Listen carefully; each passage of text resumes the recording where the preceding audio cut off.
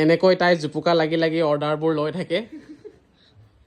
যেনিবা মুৰ্গীয়ে উমনিহে লৈছে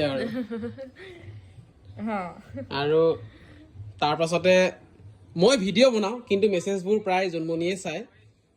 যিসকলে হোৱাটছআপত মেছেজ কৰে আৰু মনোজ ভাই ফেশ্বনলৈ মিচিং কাপোৰৰ